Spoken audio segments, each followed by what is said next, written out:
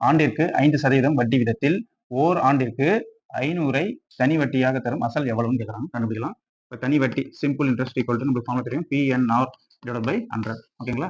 சரி, simple interest அதாவது தனி வட்டி அவங்களே சொல்லிட்டாங்க 500 சொல்லிட்டாங்க. அப்போ இது வந்து என்னது தனி வட்டியா? Simple interest. அப்போ 500 அப்படி எழுதிங்க.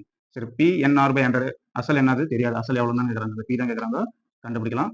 இப்போ பி அப்படி எழுதிங்க. என்னன்னா ஓராண்டுன்னு சொல்லிட்டாங்க, அப்போ ஓராண்டுன்னா 1 தான் என்னன்றது.